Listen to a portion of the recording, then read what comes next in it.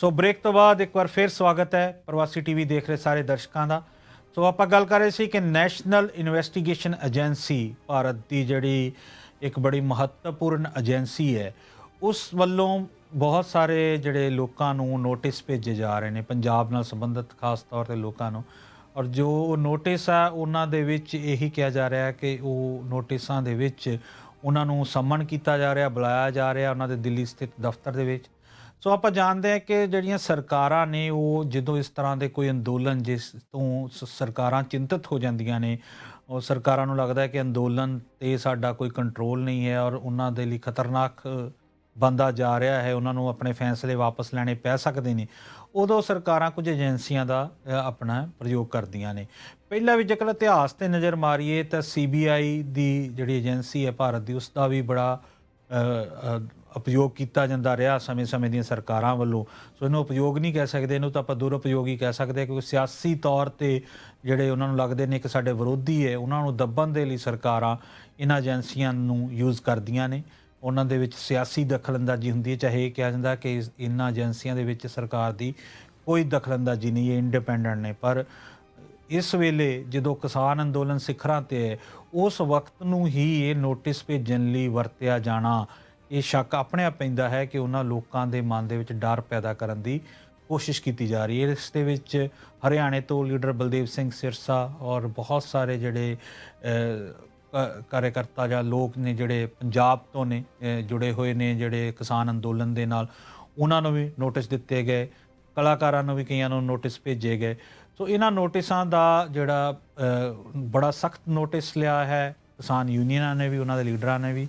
ਬਲਬੀਰ ਸਿੰਘ ਰਾਜੇਵਾਲ ਜਿਹੜੇ ਕਿਸਾਨ ਯੂਨੀਅਨ ਦੇ ਲੀਡਰ ਨੇ ਔਰ ਇਸ ਵੇਲੇ ਬੜਾ ਉਹ ਆਪਣੀਆਂ ਗੱਲਾਂ ਨੂੰ ਬੜੇ ਬੇਬਾਕੀ ਨਾਲ ਕਹਿ ਰਹੇ ਨੇ, ਉਹਨਾਂ ਨੇ ਵੀ ਇਹ ਕਿਹਾ ਕਿ ਬਿਲਕੁਲ ਵੀ ਘਬਰਾਉਣ ਦੀ ਲੋੜ ਨਹੀਂ, ਅਸੀਂ ਬਿਲਕੁਲ ਜਿਨ੍ਹਾਂ ਵੀ ਲੋਕਾਂ ਨੂੰ ਇਹ ਨੋਟਿਸ ਮਿਲੇ ਨੇ ਅਸੀਂ ਉਹਨਾਂ ਨਾਲ ਡਟ ਕੇ ਖੜ੍ਹੇ ਹਾਂ।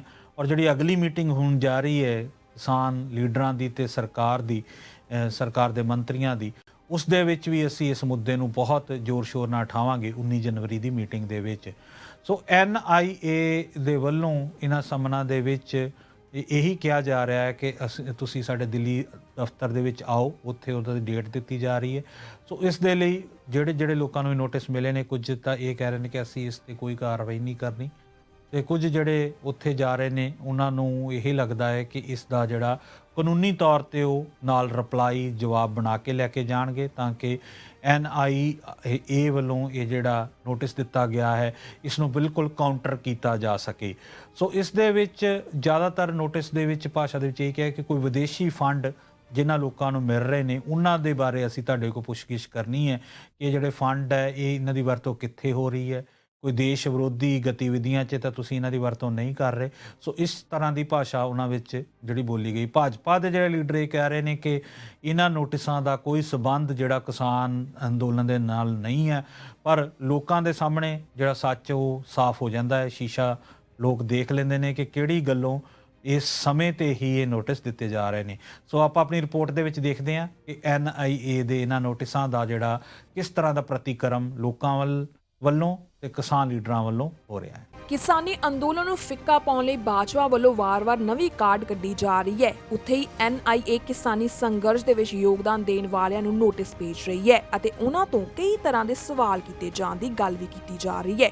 ਉੱਥੇ ਹੀ ਇਸ ਨੋਟਿਸ ਭੇਜਣ ਦੇ ਦੌਰ ਤੋਂ ਜਿੱਥੇ ਕਿਸਾਨ ਆਗੂ ਨਾ ਖੁਸ਼ ਹਨ, ਉੱਥੇ ਹੀ NIA ਵੱਲੋਂ ਖਾਲਸਾ ਏਡ ਤੇ ਕਿਸਾਨਾਂ ਨੂੰ ਨੋਟਿਸ ਭੇਜਣ ਦੇ ਮਾਮਲੇ 'ਚ ਲੱਗਦਾ ਹੈ ਕਿ ਕੇਂਦਰ ਸਰਕਾਰ ਬੌਖਲਾ ਗਈ ਹੈ ਤੇ ਕਿਸਾਨੀ ਸੰਘਰਸ਼ ਨੂੰ ਦਬਾਉਣਾ ਚਾਹੁੰਦੀ ਹੈ।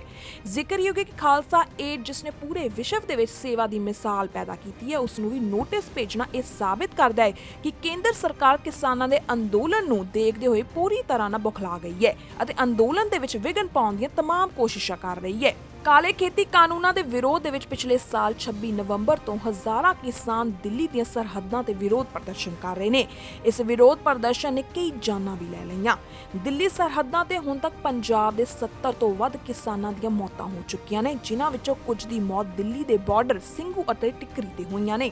ਜ਼ਿਕਰਯੋਗ ਹੈ ਖੇਤੀਬਾੜੀ ਕਾਨੂੰਨਾਂ ਨੂੰ ਰੱਦ ਕਰਨ ਦੀ ਮੰਗ ਕਿਸਾਨ ਕਰ ਰਹੇ ਹਨ, ਜਿਸ ਬਾਰੇ ਉਹਨਾਂ ਦਾ ਕਹਿਣਾ ਕਿ ਇਹ ਕਾਨੂੰਨ ਉਹਨਾਂ ਦੀਆਂ ਜ਼ਿੰਦਗੀਆਂ ਬਰਬਾਦ ਕਰ ਸਕਦੇ ਹਨ। ਹਾਲਾਂਕਿ ਸਰਕਾਰ ਉਹਨਾਂ ਨੂੰ ਕਿਸਾਨਾਂ ਦੇ ਹਿੱਤ ਵਿੱਚ ਦੱਸਦੀ ਆ ਰਹੀ ਹੈ, ਪਰ ਕਿਸਾਨਾਂ ਨੂੰ ਇਹ ਮਨਜ਼ੂਰ ਨਹੀਂ ਹੈ। ਸੜਕ ਹਾਦਸਿਆਂ ਤੋਂ ਲੈ ਕੇ ਠੰਡ ਤੱਕ ਕਈ ਕਾਰਨਾਂ ਕਰਕੇ ਕਿਸਾਨਾਂ ਦੀਆਂ ਮੌਤਾਂ ਹੋ ਰਹੀਆਂ ਨੇ, ਜਦਕਿ ਕੁਝ ਨੇ ਖੁਦ ਆਪਣੀਆਂ ਜਾਨਾਂ ਲਈਆਂ ਨੇ। ਇਹ ਸੰਘਰਸ਼ ਯੁੱਗਾਂ ਤੱਕ ਯਾਦ ਰੱਖਿਆ ਜਾਵੇਗਾ ਤੇ ਆਉਣ ਵਾਲੀਆਂ ਪੀੜ੍ਹੀਆਂ ਲਈ ਸਾਰੇ ਸ਼ਹੀਦ ਕਿਸਾਨ ਇੱਕ ਮਿਸਾਲ ਕਾਇਮ ਕਰ ਗਏ ਨੇ। ਇਹਨਾਂ ਸ਼ਹੀਦਾਂ ਤੋਂ ਸਾਨੂੰ ਸਿੱਖਣ ਦੀ ਲੋੜ ਹੈ। ਆਪਣੇ ਅਤੇ ਦੂਜਿਆਂ ਦੇ ਹੱਕਾਂ ਲਈ ਅਤੇ ਤਾਨਾਸ਼ਾਹੀ ਸਰਕਾਰ ਨੂੰ ਮੂੰਹ ਤੋੜ ਜਵਾਬ ਦੇਣ ਲਈ ਸਾਨੂੰ ਇੱਕ ਹੋਣ ਦੀ ਲੋੜ ਹੈ। ਸੋ ਦੋਸਤੋ, ਪ੍ਰੋਗਰਾਮ ਦੇ ਅਗਲੇ ਪੜਾਅ 'ਚ ਆਪਾਂ ਫਿਰ ਗੱਲ ਕਰਦੇ ਹਾਂ ਅਮਰੀਕਾ ਦੀ, ਕਿਉਂਕਿ ਅਮਰੀਕਾ ਦੇ ਲਈ ਅਗਲਾ ਹਫਤਾ ਬਹੁਤ ਮਹੱਤਵਪੂਰਨ ਹੈ ਜਦੋਂ ਜੋ ਬਾਈਡਨ ਉਹਨਾਂ ਨੇ ਗੱਦੀ ਸੰਭਾਲਣੀ ਹੈ। ਸੋ ਜਿਸ ਤਰ੍ਹਾਂ ਪਿਛਲੇ ਦਿਨੀ ਕੈਪੀਟਲ ਹਿੱਲ ਦੇ ਵਿੱਚ ਜਿਸ ਤਰ੍ਹਾਂ ਦੀ ਕਾਰਵਾਈ ਕੀਤੀ ਗਈ ਟਰੰਪ ਸਮਰਥਕਾਂ ਵੱਲੋਂ, ਉਸ ਕਰਕੇ ਹੁਣ ਅਮਰੀਕਾ ਦੀਆਂ ਜਿਹੜੇ ਸਿਕਿਉਰਿਟੀ ਏਜੰਸੀਆਂ ਉਹ ਬਹੁਤ ਚੌਕਸ ਹੋ ਗਈਆਂ ਨੇ। ਉਹਨਾਂ ਨੂੰ ਲੱਗਦਾ ਹੈ ਕਿ ਅਗਲੇ ਹਫਤੇ ਵੀ ਜਿਹੜੇ ਟਰੰਪ ਸਮਰਥਕ ਨੇ ਉਹ ਕੁਝ ਨਾ ਕੁਝ ਅਜਿਹੀ ਕਾਰਵਾਈ ਜ਼ਰੂਰ ਅੰਜਾਮ ਦੇਣਗੇ ਜਿਸ ਨਾਲ ਅਮਰੀਕਾ ਦੀ ਜਿਹੜੀ ਅੰਦਰੂਨੀ ਸੁਰੱਖਿਆ ਨੂੰ ਖਤਰਾ ਪੈਦਾ ਹੋ ਸਕਦਾ ਹੈ। ਸੋ ਅਮਰੀਕਾ ਦੀਆਂ 50 ਸਟੇਟਸ ਨੇ, ਜਿਹੜੀਆਂ 50 ਸਟੇਟਸ ਨੇ, ਉਹਨਾਂ ਦੇ ਵਿੱਚ ਜਿਹੜੀ ਸਿਕਿਉਰਿਟੀ ਹੈ ਚੌਕਸ ਕਰ ਦਿੱਤੀ ਗਈ ਹੈ, ਸਿਕਿਉਰਿਟੀ ਬਹੁਤ ਵਧਾ ਦਿੱਤੀ ਗਈ ਹੈ।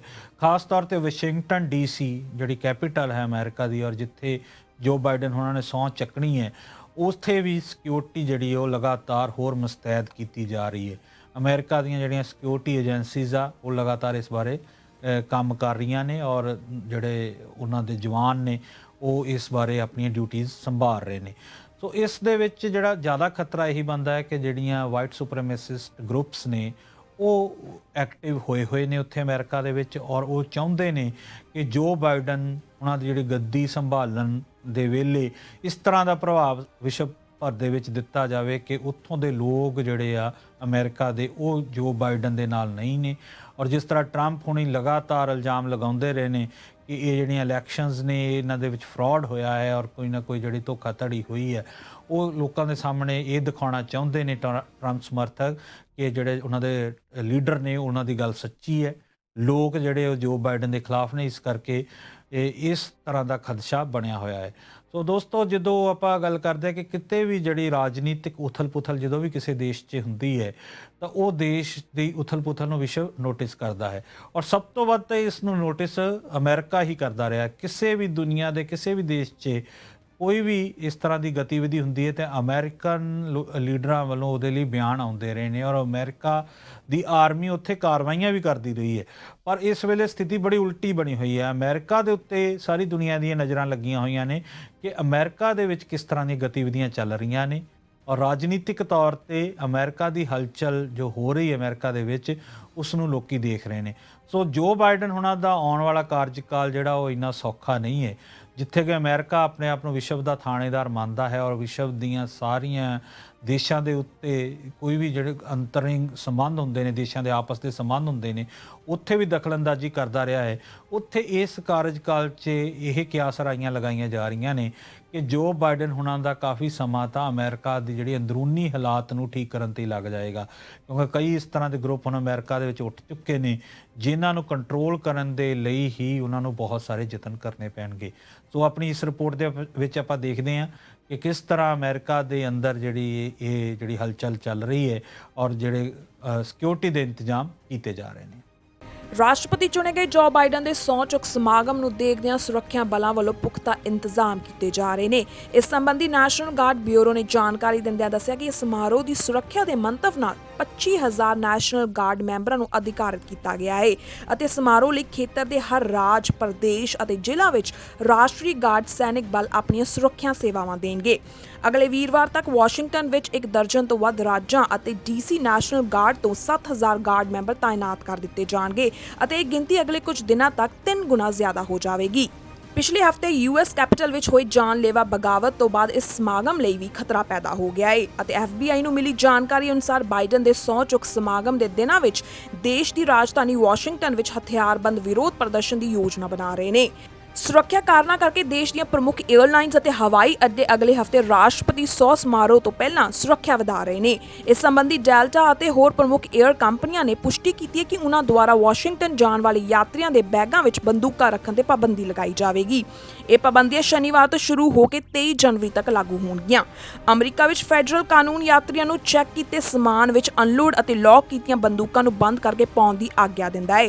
ਹਾਲਾਂਕਿ 에ਅਰਲਾਈਨਾਂ ਨੂੰ ਬੰਦੂਕਾਂ ਤੇ ਪਾਬੰਦੀ ਲਗਾਉਣ ਦਾ ਅਧਿਕਾਰ ਵੀ ਹੈ, ਪਰ ਕਾਨੂੰਨ ਦੁਆਰਾ ਕੈਰੀ ਔਨ ਬੈਗਾਂ ਵਿੱਚ ਬੰਦੂਕਾਂ ਆਦਿ ਲੈ ਕੇ ਜਾਣ ਦੀ ਹੁਣ ਮਨਾਹੀ ਹੋਵੇਗੀ।